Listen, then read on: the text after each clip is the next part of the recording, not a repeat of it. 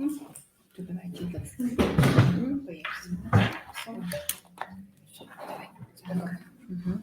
Добрый день, участники нашего сегодняшнего мастер-класса. Я рада вас приветствовать. Меня зовут Игнатова Ярослава Игоревна. Я являюсь консультантом Республиканского института развития образования консультационного центра, а также я учитель-логопед детского сада номер 61 города Сыктывкара. Сегодня наш мастер-класс посвящен этапам работы по коррекции звукопроизношения в игровой форме в домашних условиях. Почему возникла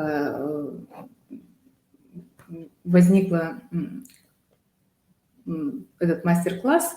Естественно, потребности родителей. Часто обращаются родители, спрашивают, как помочь, но так как всем помочь дать занятиям, например, я не могу, потому что ввиду того, что я работаю все-таки на основной работе, вот, и поэтому консультирую, но бывает, родители обращаются с тем, что логопед, предположим, на логопункте дает задания, и, естественно, нужно эти задания закреплять, но родители иногда затрудняются в этом.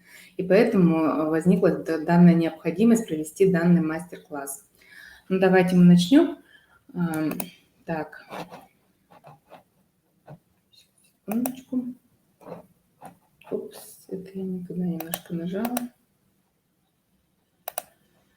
Немножко технические заминки. Ага, вот, давайте начнем. Ну, какие же этапы у нас работы по коррекции звукопроизношения именно есть в логопедической нашей работе? Во-первых, естественно, это подготовительный этап.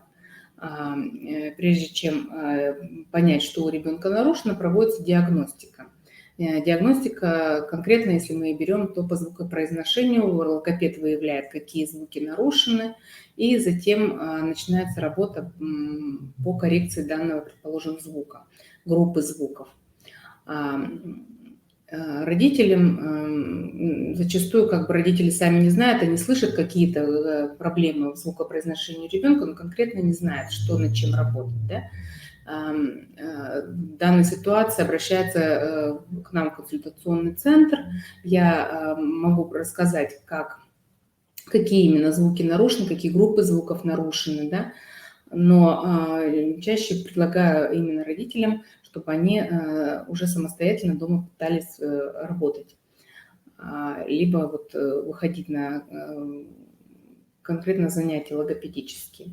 Ну а чтобы продолжить работу дома, есть вот такие этапы. Ну, во-первых, естественно, развитие слухового внимания, фонематического восприятия. Это для того, чтобы ребенок именно слышал звуки, проблемные звуки свои. Ну и в подготовительный этап еще входит укрепление мышц речевого аппарата. Если кто уже занимался с логопедом, то знает, что предварительно, прежде чем начать вызывать звук, это надо подготовить речевой аппарат, провести артикуляционную гимнастику. Проводится это не за одно занятие, а проводится это уже в комплексе, то есть артикуляционная гимнастика, и затем подключается уже следующий этап, этап формирования привычных произносительных навыков. То есть конкретно идет сама постановка звука. То есть готовится язычок, и затем уже ставится звук.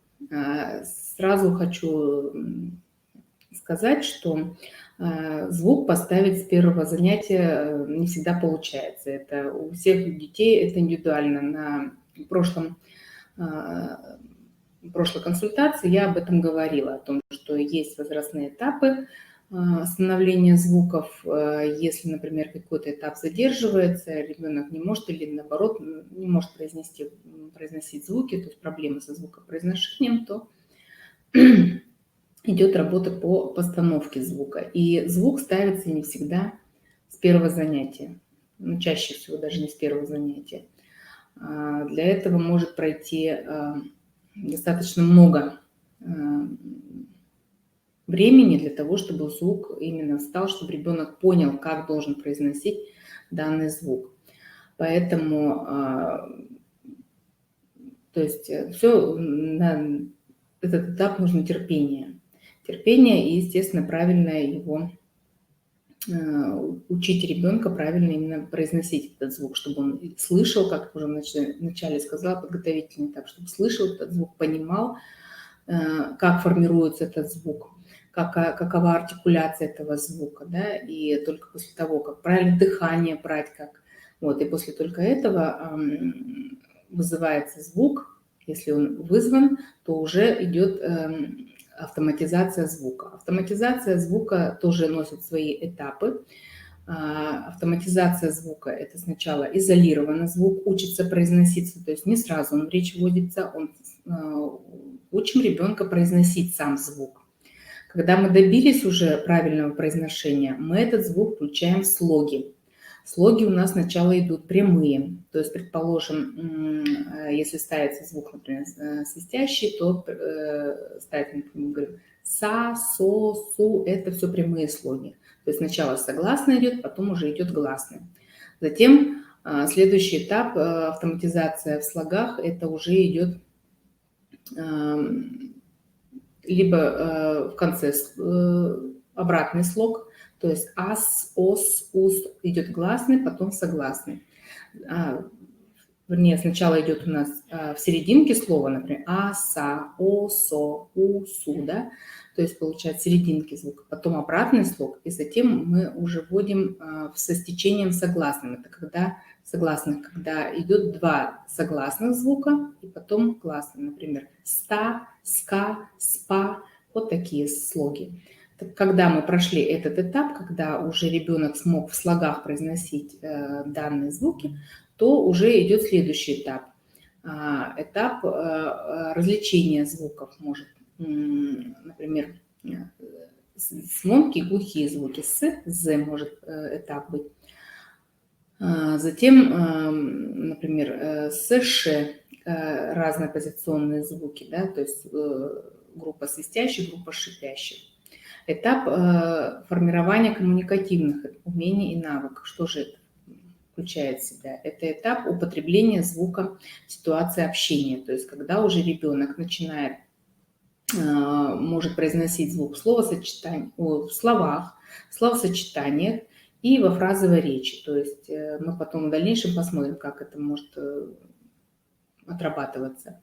Ну и последний, это, конечно же, этап контроля за речью ребенка, когда уже ребенок в свободной речи должен этот звук употреблять.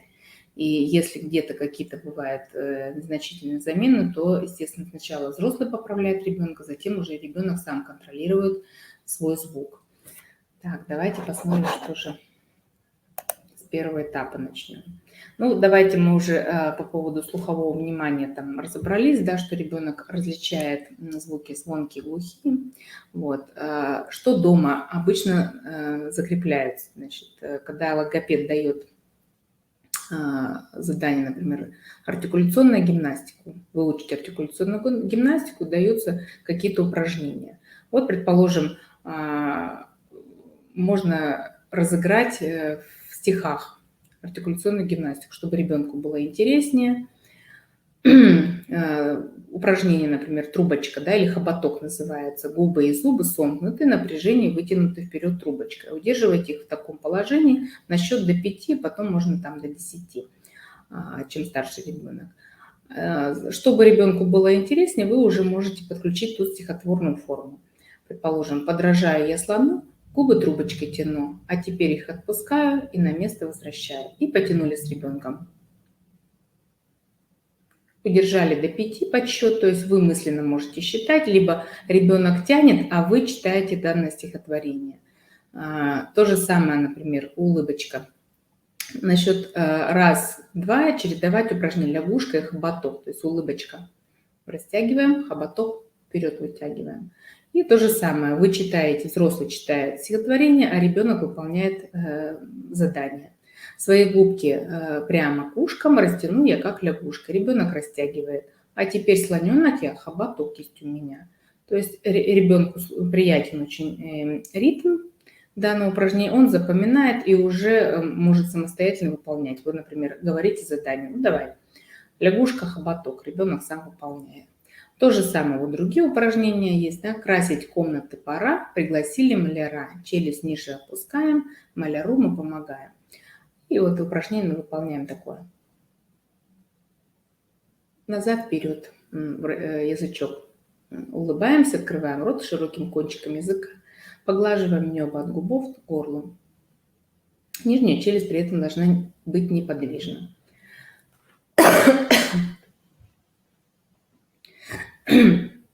Хочу сказать, что на каждую группу звуков есть своя артикуляционная гимнастика. Мы как бы родителям объясняем, что, предположим, свистящие звуки, звук формируется внизу, за нижними зубками, да? Поэтому есть такие упражнения. Почистить зубки, внизу чистим, толкаем язычком зубки. Когда ребенок не может выполнить упражнение, например, почистить зубки, не получается вращать язычком, то тогда мы сначала просто толкаем зубки. И затем упражнение горочка, это такое классическое упражнение, поднимаем. Еще упражнение, почему свистящие, мы, например, вы должны, естественно, первоначально также научиться дуть, правильный речевой выдох, и поэтому мы можем подуть на язычок, чтобы ребенок правильно выдувал. То же самое мы можем сделать, положить пушинку какую-нибудь перед ртом ребенка, пушинку, какую-нибудь бумажку легкую такую, чтобы ребенок мог сдувать. У меня, например, есть различные упражнения, есть вертушечки, я покупала. Сама изготавливаю перышки. Вот дарили мне красивый букет, а в нем были разноцветные перышки. Вот эти перышки, естественно, чтобы не выкидывать, детям очень нравятся. Они красные, желтые, зеленые, очень красивые. Они дуют на эти перышки. То же самое. Любой подручный материал, легкий подручный материал. Вот. И вот точно так же вырабатываете воздушную струю. Есть упражнения, вот если кто знает, в тару кладется, когда переводится хрупкий груз, кладется такие маленькие пенопластовые шарики. Вот я загружаю их в бутылочку, в трубочку, так, чтобы ребенок вдул и получался такой водоворот. Но самое главное, тут мы смотрим, чтобы не мелкая фракция была, а именно крупная, чтобы ребенок случайно не вдохнул вот этот пенопластовый шарик. Поэтому за этим, конечно, нужно технику безопасности, нужно обязательно соблюдать. Ну, давайте посмотрим, какие еще интересные нетрадиционные артикуляционные гимнастики бывают. Ну, вот такая интересная гастрономическая артикуляционная гимнастика. Дети очень любят, то есть можно и выполнить гимнастику, и в то же время потом покушать. Да? Вот обратите внимание, что очень интересно проводить соломинками. Вот, то есть ребенок удерживает соломинку язычком, поднимает вверх, подъем язычка вырабатывает вверх, соломинку держит, да? Губки вытягивает. Если мы обратим внимание, вот можно видеть, губки вытягивает, да, и держит соломинку, да. То же самое мы работаем, предположим. Видите, можно положить горошинку, можно положить витаминку на язычок, когда мы делаем упражнение чашечку, да. Вот. То же самое можно, предположим, когда выполняется упражнение лошадка, то у детей обычно челюсть прыгает. Челюсть не должна, то есть мы делаем неправильное выполнение вот такое. Когда челюсть скачет. Вот чтобы челюсть не скакала, вот тоже соломинку положить, зажать краем резцами боковыми, коренными зубами зажать соломинку, да, то есть ребенок как бы зубками держит эту соломинку, и в то же время язычок работает. То есть в данной ситуации у нас, получается, работает именно язычок. Челюсть не скачет, то есть как бы держа зубами палочку, соломинку, то есть ребенок удерживает в статическом положении челюсть. Вот. Посмотрите еще, вот есть упражнение с ушками можно делать, да, то есть сушечку. Вверх подняли язычок, вниз опустили язычок, да, потом скушали. То же самое витамишки, витамишки положить на чашечку. Кроме витаминки можно вот такие мармеладки класть, да.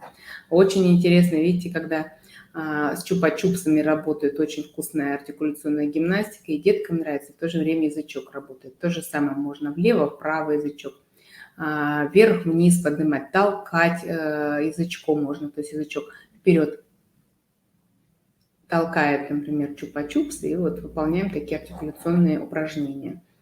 Вот. И весело, и вкусно, и практично. То есть ребенок уже учится работать язычком. Вот. Ну, посмотрим еще какие-то нетрадиционные артикуляционные гимнастики. Вот посмотрите, можно использовать шарик. То есть на ниточку надевается бусина или шарик какой-то. И ребенок точно так же начинает работать. Язычком можно поднять вверх, значит, бусинку, да, можно то же самое, водить ее по ниточке влево-вправо, то есть язычком толкать. Толкается бусина и уже приводятся мышцы языка в действие. Вот. И детям очень нравится, и в то же время они стремятся к цели, то есть, получается, тянутся к тому, чтобы выполнить это задание. Если не получается, то многократное выполнение его, и затем уже мышцы языка, естественно, тренируются.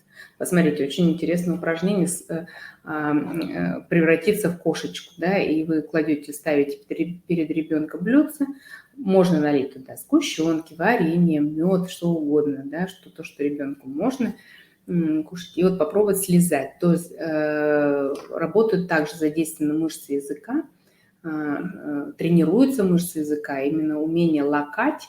Вот. Тренируем с помощью лакания, тренируем язычок. Можно облизать блюдечко.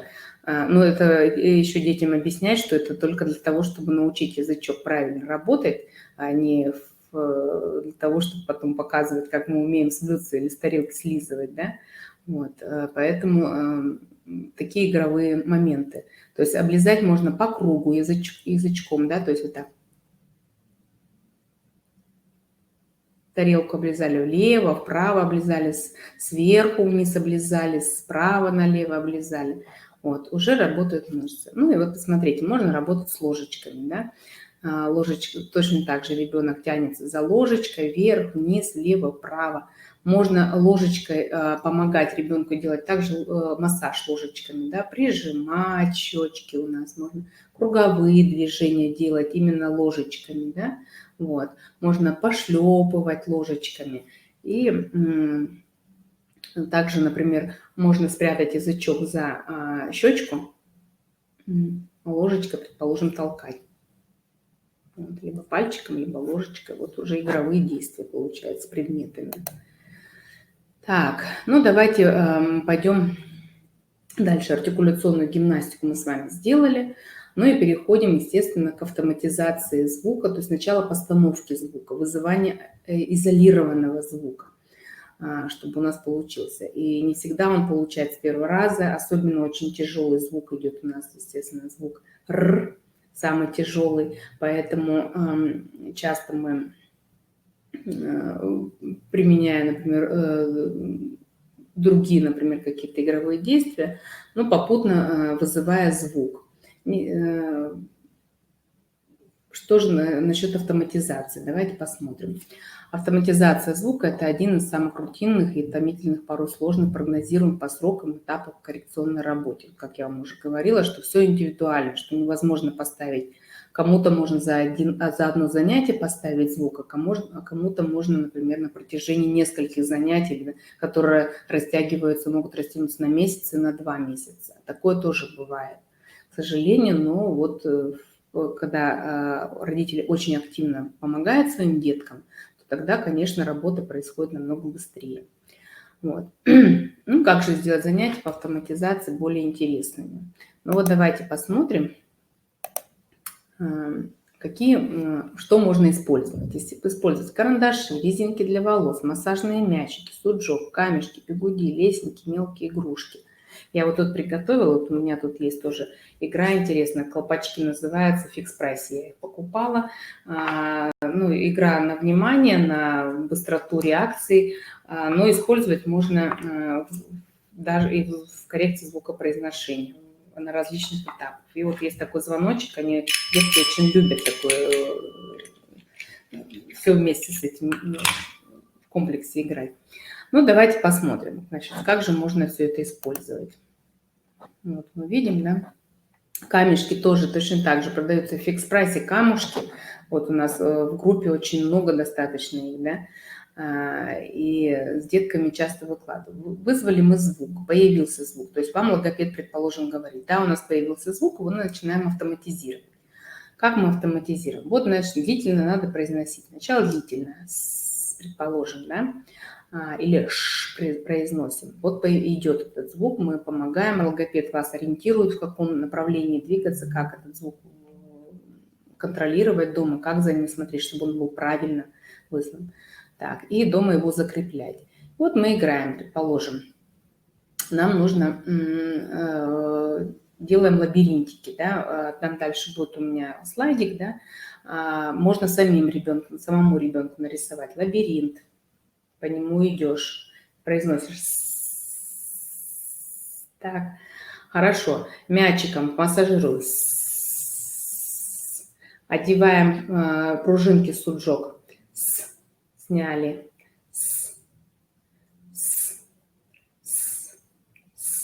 Можно, например, выкладывать камешки, да, трем, разминаем ручки, то есть тут мы выполняем несколько функций. Помимо того, что мы, например, отрабатываем звук поставленный, да, то есть мы его пытаемся автоматизировать, помогать ребенку, и в то же время массажируем ручки. Следующее, если мы посмотрим, это еще пока рано.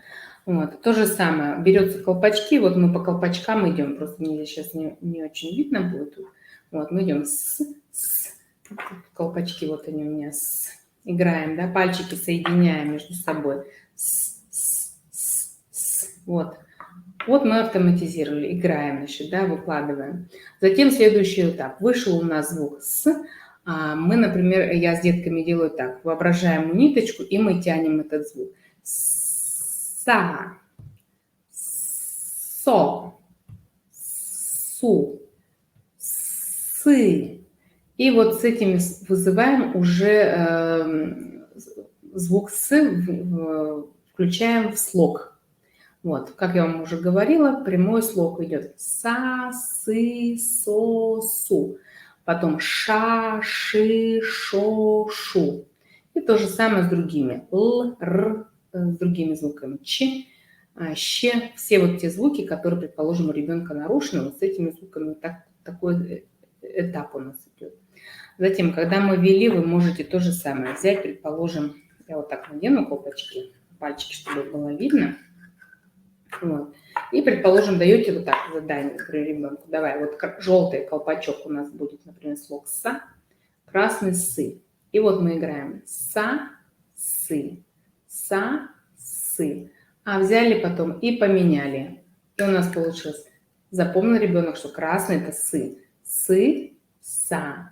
Сы, са. Здесь развивается, получается, формируются нейросенсорные связи. Затем у нас фонематический слух развивается, внимание, память. То есть ребенку нужно запомнить, что красный колпачок – это сы, желтый колпачок – это са. Да? Можно сделать, затем мы сделали на двух слогах, мы подключаем третий слог. Са, сы, су. Поменяли колпачки. Са, су, сы. Посмотрите, сколько мы сразу делаем позиций, что развиваем у ребенка сразу. Затем подключаем четвертый слог, да, и получается потом с этими слогами играем. Научились мы произносить слоги прямые, обратные, в серединке, когда слово, то есть слога, звук, который мы ставим, над которым работаем, да, мы идем к следующему этапу. Например, автоматизация. Вот смотрите. Игры. Идем с пальчиками. Этот малыш Илюша, большой палец показываем. Этот малыш Ванюша. Этот малыш Алеша. Этот малыш Антоша. Ребенок может договаривать последний слог. А меньшего малыша зовут Мишуткой, зовут, друзья. Показали все пальчики, да? Затем то же самое мы делаем на левой руке. То есть мы отрабатываем последний слог. Вот у нас ша, вначале не сказала, вот у нас ша слог. Вы начинаете. Это малышка Танюша, это малышка Ксюша, ребенок повторяет. Это малышка Маша, он повторяет. Это малышка Даша, а меньшую зовут Наташа. Вот, и вы закрепили слог, прямой слог, в данной потешки веселой. И в то же время научились, поиграли пальчиками. Следующее у нас, что может, очень хорошее у нас, использование мяча. Очень и детки любят. Во-первых, это идет двигательная активность, когда вы играете с малышом в мячик. Детям очень нравится. Тут получается и ловкость рук, то есть умение поймать мячик, умение бросить мячик. При этом нужно подумать, и при этом нужно дать ответ правильный. Вот, поэтому вот автоматизируя заданный звук, изолированно в словах, предложениях дети передают либо из рук в руки мяч, либо вот если это групповой. А если вы дома играете, то вы друг другу можете кидать мячик. Но то же самое, смотрите, чтобы ребенку было удобно этот мяч ловить. Вот. То есть не берем слишком большой, да, и берем какой-то такой, чтобы среднего размера, чтобы ребенок мог спокойно поймать. То же самое, помимо того, что вы кидаете, вы можете отбивать мячик, например, да, и вы отбиваете, поэтому аса, осо, усу, то есть и двигательная тут активность идет, и умение, вот, координация движения, умение поймать этот мячик или подбрасывать вверх, вот то же самое с мячом. Очень интересно с кубиком работать, хочется, чтобы у всех был этот кубик. У нас получается 6 граней на нем, и вот по точечкам, и то же самое кидаете, предположим, кубик, выпадает какое количество кружочков, значит, на то количество, например, слогов произносит ребенок, например. Выпало 4, вы произносите са, са, са, са. Или, например, 4, например, разных произнести. Са, со, су, сы. Да? Вот. Выпало 6, значит, берете 4, и плюс еще дополнительно к ним ребенок выбирает. Вот. По поводу мяча, вот если мы уйдем уже с вами от слогов, когда уже идут, например, слова, мы начинаем уже вводим звук в слова, то тогда можно играть другие игры. Предположим, начинаем мы вводить слова тоже, где звук с, например, слог с, прямой слог, вернее, идет. То есть, например, учились, значит, слог са. И вот подбираем слова сани, сам, санки, там, сапоги. Вот такие слова, в которых именно первым идет слог са. Или со, например, сок, сон, соня, су, например, сушка, суп, сучья. Такие, значит, слова. То есть речевой материал вам дает логопед, если вы с логопедом занимаетесь. Вот то же самое, например. Какие же игры можно сыграть с ребенком, закрепляя звук в словах? Я, например, играю в такие игры. Кидая мяч, говорю, например, если, например, в конце, предположим, слова, я говорю, что же за слово у меня должно получиться? Автобус. Ребенок называет. Я ему говорю, молодец, автобус. Он уже проговаривает все слово. Если я, например, говорю, я хочу или, например, ошибку делаю, вот так. Я говорю, давай ты будешь, например, Ярослава Игоревна, а я буду там Ваней. Давай я буду говорить неправильное слово, а ты будешь говорить правильно. Например, нужно мне сказать сапка. Правильно я сказала? Он говорит, нет, исправляй ошибку. Он кидает мне мячик и говорит шапка. Я, например, масына, машина. И вот вы играете в игру наоборот, например, да, кто у нас неправильно говорит, и кто правильно. Также можно играть в игру, кто детки уже постарше, например, менять слоги в словах, например. Вы кидаете слово, говорите, какое же слово я спрятала? Ша-ка. То есть переставляем слоги ка-ша, например, да? Вот. И ребенок уже начинает, мыслительная деятельность у него происходит, и он начинает думать, и возвращается уже мячик с правильным словом, например, вы говорите. Шинама. Ребенок говорит, машина, да? Вот, то есть так, чтобы слово было немножко понятно ему, и что именно спрятывать. То же самое можно с кубиком. Давай, например, вы проговорили речевой материал, вы запомнили слова со звуком, который автоматизирует, то есть тот речевой материал. Вы кидаете кубик, говорите, выпало, например, 3. на кубике. Назови мне 3 слова со звуком «с». Вот, в начале слова. И ребенок, например, говорит сон, суп, там что, собака. Вот. То есть тут уже и память подключается, и мышление подключается, то есть много психических процессов происходит у ребенка. Ну, давайте дальше. Ну, что можно использовать? Это мы уже пошли, немножко опоздали. Тут можно использовать пирамидки, колечки, мозаику можно использовать, счеты. Есть такая игра математический планшет, и там есть резиночки. Можно с резиночками играть. То же самое. Рисунок выстраивать, и пока ребенок делает что-то, он проговаривает, например, слова. Да? Вот. Еще, так, сейчас мы посмотрим, что у нас. Ну вот, смотрите, можно использовать счетные палочки, выкладывать палочки, заборчик строим и одновременно проговариваем слоги, слова с автоматизированным звуком. Да? Можно выкладывать и картинки с палочек, также ребенок смотрит на образец, выкладывает картинку и может рассказать, например, что он там построил, данный звук, например. Да? Далее образец ему ребенок выстраивает. Дальше. Ну, очень многие родители в последнее время, да, покупают деткам кинетический песок, он очень приятный, когда ребенок с ним занимается. И, естественно, с этим песком можно тут же также автоматизировать звуки. Это выкладывать дорожки, вот как вначале я говорила, например, выкладываем сначала звук изолированный, например, ш, ш, ш, ш. Идет ежик по дорожке, взяли маленькую игрушку, идет ежик по дорожке, например, ша, шо, шу, ши, прошел дождик. Или, например, шумит песочек. Играем с песочком, да, и так помогаем, например, да. Вот. И когда ребенок вот играет с кинетическим песком или вот, даже сухим бассейном просто играет, фасольку накиньте, закиньте, возьмите какую-нибудь емкость и фасоль купить. Фасоль очень благоприятна, дети очень любят фасолью играть, она гладенькая, такая приятная. Ну, самое главное, естественно, техника безопасности, смотреть, чтобы ребенок никуда не засунул фасольку. И вот вы то же самое.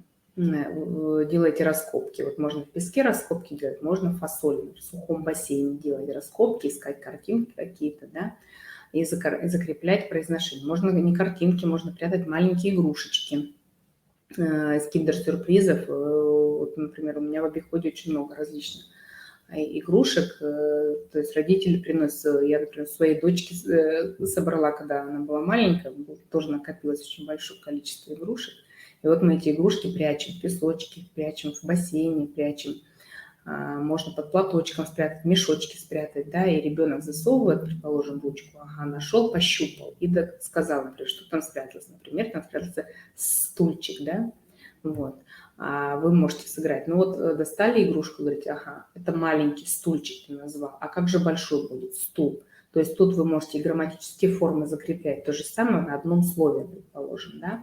Например, в обратную сторону, если мы обычно учим детей называть ласково, стол, столик, стул, стульчик, да, то тут можно в обратную сторону. Игрушечный, например, столик, значит, да, как будет большой стол. Вот вы играете и называете, тут можно один, много закреплять можно, например, стол, столы, да, стул, стулья играете, например, собака, собаки. То есть вытаскиваете игрушку, и вот вы с этой игрушкой закрепляете и звук, и грамматические категории, очень много-много-много функций выполняете. Ну вот можно тоже из песка, если построить песочницы, замки, дворцы, заселять различными сказочными героями, животными. То же самое вы можете, если, предположим, нет каких-то игрушек, вы можете вырезать картинки. Сейчас очень достаточно много рекламных журналов, может там повырезать. То есть вы, когда вырезаете, вы тоже с ребенком закрепляете и навыки, технические навыки вырезывания, и в то же время закрепляете звук, например, да, вырезаете собаку, собака проговариваете, да, с ним вырезали. Вот, и поиграли. Можно составить свою сказку из вырезанных каких-то силуэтов, составить свою сказку. Либо, может, на звук «с». Вот. И игры раньше были такие, да, то есть придумывать слова, все какая-то история составляется именно с данным звуком. Вот, и поэтому вы также можете с ребенком играть. Вот. Так, давайте дальше посмотрим, как мы еще можем играть. Так, ну вот занятия по автоматизации с использованием различных наглядных пособий. Вот я приготовила вам, вот я вам говорила про лабиринтики, которые можно использовать, да, это уже готовые лабиринты, то есть ребенок идет, произносит, например, сначала изолированно звук «ш», потом он может идти произносить слоги, да.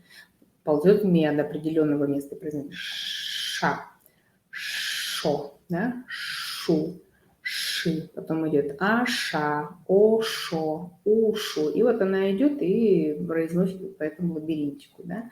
Очень деткам нравится. То же самое вы можете сами нарисовать. Ребенок может сам лабиринты, да, может сам нарисовать какие-то у нас. Делаю, предположим, так, что ребенок с трудом произносит звук, и мы, ну, старается очень, да, и мы, например, выкладываем камушки. Получился красивый, классный звук, конечно, все это на эмоциях, мы выкладываем камушек, круто, у тебя получился звук. И вот с каждым занятием количество камушек или количество, если мы пишем, например, в тетрадке, то мы можем отмечать прямо, например, нарисовали себе там кружочек, у нас появился звук правильные, еще нарисовали. И потом количество вот этих кружочков, там, квадратиков, все что угодно мы пририсовываем, сколько раз у нас появился этот звук правильный.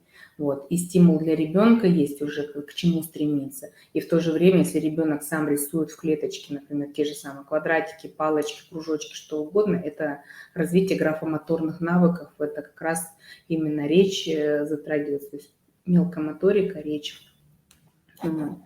Поэтому используем все. Ну вот интересно, у нас есть логопедические такие специальные пазлы, да. Ребенок собирает данные пазлы, и в то же время тут развивается фонематический слух, то есть ребенок учится слышать данный звук, называть слова с данным звуком, например, вот мы собрали картинку на звук «з» и смотрим: золушка, розы, козы, зайцы, забор, замок, замок, заря, березы. В общем, все слова, которые у нас есть, золотые волосы, например, да, может ребенок еще сам что-то найти, где есть звук «з». Вот. И очень увлекательно, это уже на этапе автоматизации, когда уже слова уже есть, ребенок может произносить слова с заданным звуком. Вот. И в то же время вы можете, назвали слова, которые здесь могут быть, если видите, тут сюжетная картинка, то есть можно придумать какую-то свою историю по данной сюжетной картинке, то есть тут уже развитие будет и связанной речи, да, и мышления, и умение грамматически правильно построить фразу, о том, о чем мы говорили на предыдущих раньше наших консультациях. Вот. Так, ну вот можно логопедическое лото есть вот такие, когда ребенок учится находить, где звук спрятался, в начале, серединке или в конце. Да, родителям тоже тут получается. Они вспоминают сами, где же могут находиться звуки. Да, то есть звук, если мы, например, ищем звук «р» в конце слова, например, да, то есть если мы, когда пишем, на конце у нас мягкий знак, но мягкий знак, он обозначает только мягкость предыдущего звука. Поэтому у нас звук считается мягким, в конце у нас, естественно, мягкого знака нет. Родители иногда путаются. Говорят, ну он же, получается, там уже еще одна буква у нас есть, поэтому звук в серединке. Нет, у нас звук в конце, если звук мягкий, там, например. Или у нас слог идет, например, последний, да, ищем «ка-ну-ра». И родители часто, вот такие ошибки бывают, что родители говорят, ну в конце это последний слог, но не последний звук. Последний звук у нас «а», «ка-ну-ра». Поэтому часто вот путают в данной ситуации, вот обращаться, предположим, к логопеду, чтобы уточнить, чтобы с ребенком правильно играть. Вот, где находится. То есть звук, он самый-самый последний. Помидор, да, он самый последний. Тут у нас, например, овощи. Есть, например, такое слово плющ, да, в конце мы произносим звук щ, поэтому он будет самый последний, да, вот. Больше у нас звуков нет после звука щ. Вот, и здесь вот данную игру можно дополнить прищепками, предположим, нарисовали, если, например, нет картинок, нарисовали, например, сами свои какие-то силуэты предметов, да, и прицепляем картинки, например, прищепками. Тоже задействована мелкая моторика, когда ребенок учится работать с прищепкой, прицеплять, разъединять пальчики, нажимать, то есть это тоже усилие. Вот. Еще, предположим, такое упражнение, задание, например, даю детям придумать, вот мы уже научились, например, произносить звук «р». Я говорю, давай, значит, тебе домашнее задание дома посмотреть, найти сначала все слова со звуком «р», какие есть дома. То есть ребенок в окружающей обстановке ходит и смотрит, например, что же есть. Например, кровать ищет, да, рубашка. То есть общие вот какие-то смотрит, что есть в доме на звук «р». Не обязательно, то есть мы уже, получается, выходим на этап, когда у нас уже в словах во всех позициях есть звук «р», поэтому мы только ищем, мы автоматизируем звук. Либо уже идет узкая направленность, я говорю, значит, тебе нужно подумать и назвать все продукты, вот какие продукты ты знаешь, не все, но какие ты знаешь продукты на звук со звуком «р». И вот он ищет, например, то же самое, помидор, продукт, творог, кефир. Вот. И ребенок называет, и дома очень интересно, с родителями играете, и то же самое. Как обозначить? Ну, то же самое, рисуете. Либо палочки в тетрадях, например, ребенок пишет, либо родители записывают, какие слова нашли, либо камушки выкладывают, либо вот все что угодно, чтобы ребенок знал, что он большое количество, например, слов нашел со звуком «р». То же самое, например, ищем мы слова, например, одежду, в которой есть, например, звук «р», или одежду, в которой одежда, обувь, может, головные уборы, то есть общее вот это наименование, в которых есть звук, например, «с». Сапоги, сандалии ищем, да, косынка на голову одеваем, свитер одеваем, вот ищем, то есть это не вот прямо здесь и сразу, а вы уже с ребенком это можете проговаривать в течение не обязательно какого-то узкого времени, да, а в течение дня. Ага, я вспомнила, что есть вот такое название, например, там, одежды. Ага, записали, вспомнили. То есть уже мыслительная деятельность, ребенок пытливо уже начинает искать где-то вокруг слова вот с данным звуком. Тоже детей очень так организует. И в то же время ребенок уже начинает сам искать в окружающем его мире данные слова со звуком. Так, ну вот смотрите, игры-ходилки, можно их придумать самим. То есть, например, нарисовали и составили вот эту схему, по которой он должен идти. Идете и вот кидаете тот же самый кубик, и вы называете рак, рыба. То есть он прошел, вот ему выпал 3, и он называет так, рак, рыба, роза. Следующий там родители играют или братья, сестры помогают. Кидает 5 например, 5 вышло количество, и называют рак, рыба, роза, ромашка, груша, да. Вот, посмотрите, можно возвращаться, можно там перебегать, например, вверх-вниз. Ну, обычные ходилки-бродилки, но детям очень нравится, и в то же время закрепляется звук, правильное произношение. Вы в этой же игре можете сыграть так, что вы, например, взрослый говорит неправильно, ребенок его исправляет. То же самое можете, тоже закрепляется. Ну вот по поводу пазлов я могу еще предложить, вот есть такие пазлы, есть у меня игра, дверки, в которых замочки есть. Я в этих замочках прячу вот такие пазлы. То есть здесь нарисованы разные картинки на заданный звук, и ребенок сначала находит картинки, открывает дверки, и потом выкладывает эти картинки, пазлы. И потом тут мы идем по дорожкам, тут есть вот с одной и с другой стороны.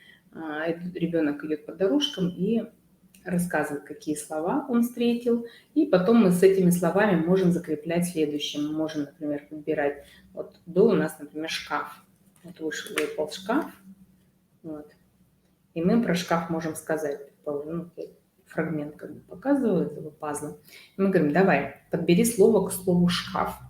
И ребенок говорит, например, шкаф большой, шкаф деревянный, шкаф огромный, шкаф платяной, шкаф стеклянный, шкаф книжный, шкаф посудный. В общем, много-много слов.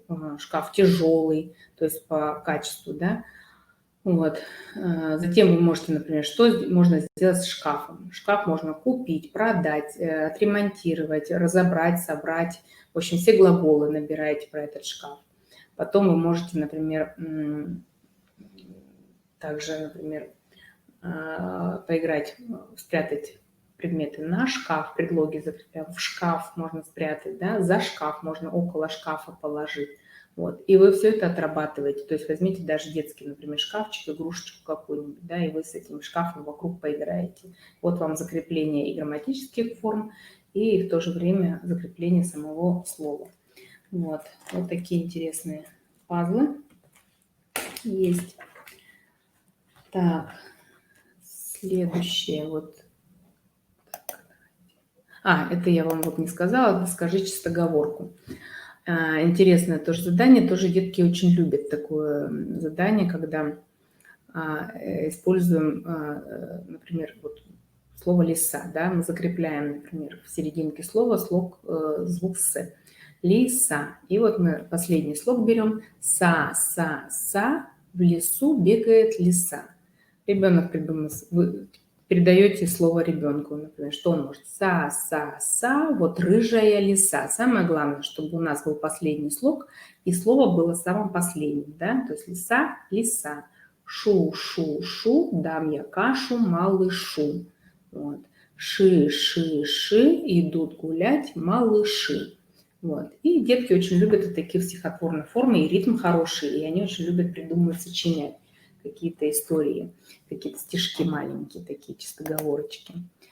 Так, ну вот тоже можно будет, например, расскажи рассказ, когда взрослый читает, значит, у нас буквенный текст, а ребенок уже называет картинку, и потом уже он может рассказать, то есть когда вы уже прочитали рассказик, да, то есть ребенок вам помог, то есть он уже знает сам рассказ, и он пересказывает данный рассказ с опорой на картинку. Тут закрепляется уже звук во фразовой речи, учится ребенок произносить. Сейчас еще приготовила. Вот. Следующее у нас вот как раз используем мнемотехник. Мнемотехники – это такие схемки. Они являются очень эффективным приемом для автоматизации звуков. У детей с речевой патологией особенно важно развивать наглядно-образное мышление, используя символы и заместители, схемы, которые облегчают запоминание, увеличивают объем знаний. Вот посмотрите. У киски в миске сливки скисли. Скисли почему? То есть ассоциация у нас лимон кислый, да, значит скисли сливки. Так, и вот мы пишем киска, миска, сливки, скисли. И вот тут уже полностью у киски в миске сливки, скисли. Вот построили уже предложение. Сейчас я вам покажу еще, как мы можем работать, какие у меня еще есть наработки. Данные вообще вот как бы пособие вы можете прямо рисовать сами, то есть какие-то условные обозначения с ребенком сделать и сами нарисовать схематично. Вот на полянке колобок нитки сматывал в клубок. Ниток желтых, алых намотал клубков немало и пошел домой устало. То есть это все можно нарисовать самостоятельно. То есть какие-то рисуночки, может, взрослый поможет, что-то ребенок сам сделает. Я хочу еще показать. Вот оно пособие, положим. Сейчас. Вот мы закрепляем звук Р во фразе, да. 3 матрешки сидят на траве. Вот. Ничего сложного, нарисовали просто цифру, нарисовали матрешек, схематично слово действия, и уже у вас получилась фраза. И дети очень любят заниматься по таким фразам. Муравей спит в муравейнике. Дровосек рубит дрова топором. Вот автоматизация на звука Р во фразе. Как я говорю, мы читаем с вами по картинкам. Мы не умеем читать, еще не научились, но по картинкам мы сможем прочитать. И вот детки очень любят, у них уже начинает также работать мышление, внимание, память. Вот. Еще хочу показать, вот есть такие интересные картинки, расколдуй предметы, да, есть в интернете они такие. Мы здесь, значит, получается, нарисованы предметы на заданный звук, в данной ситуации звук Р, да, и ребенок то же самое может по пунктирам нарисовать картинку, назвать, что он нарисовал, например, забор, крыша, да, рама.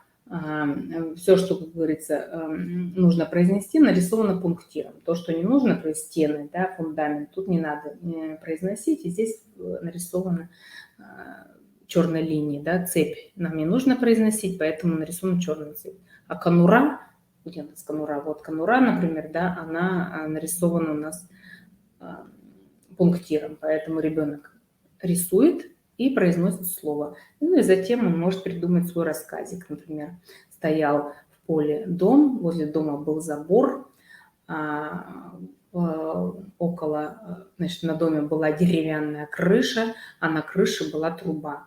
Вот пролетал низко вертолет, он случайно не задел крышу, но вертолетчик увидел все. И вот вы придумываете, и получается целое словотворчество. Так, ну и что мы посмотрим дальше? Ну, естественно, компьютерные технологии нам сейчас в помощь, и многим родителям говорю, что достаточно сейчас много пособий, много игр есть, картинок много есть в интернете. Если, предположим, вам логопед дает просто речевой материал, обычно со словами, то вы можете этот данный речевой материал подобрать и на компьютере, то есть в интернете. И прям выходит, смотрите картинки и с ребенком играете. Если есть тем более у вас принтер, вы можете распечатать и дома также автоматизировать, закреплять. Ну и когда мы, предположим, заканчиваем занятие, вот мы с ребенком, например, все закончили, я говорю, вот теперь следующее задание, ты должен назвать мне, например, 10 слов со звуком Р, например, да, вот мы выучили 10 слов, которые мы сегодня с тобой произносили. И, естественно, тут опять подключается память, мышление, ребенок начинает напрягаться. Я беру те же самые камушки, да, и выкладываю, ага, 1, 2, 3, 4, 5, и вот мы пока до 10 мы дошли, мы назвали вот эти слова все. И затем у ребенка начинаются тоже мыслительные процессы более активно, и он может назвать еще больше вам слов. Это очень замечательно. Значит, занятие прошло не зря, и ребенок усвоил материал. И данные вот игры, они, конечно, стимулируют тому, чтобы ребенок самостоятельно учился следить за своим звуком, за звуком, который поставили. Поэтому желаю всем успехов. Так, ну, вывод, наверное, по данному нашему мастер-классу, что использование предметов наглядных пособий, различных компьютерных технологий помогает разнообразить монотонный процесс автоматизации звука, превращает занятия в интересную игру, создавая развивающую среду, способы двигательной активности, что необходимо детям с речевой патологией. Но не только двигательную активность, но, как я уже сказала, что и развивает все психические процессы, и внимание, и мышление, и память, и воображение, и поэтому достаточно проявить фантазию, самим родителям быть заинтересованным в том, чтобы звук у ребенка вошел как можно быстрее в его речь. Поэтому я желаю вам всем успехов в помощи своим деткам. Будьте активны, будьте со своими детками, и тогда у вас все получится. Благодарю вас за внимание. Будьте здоровы. До свидания.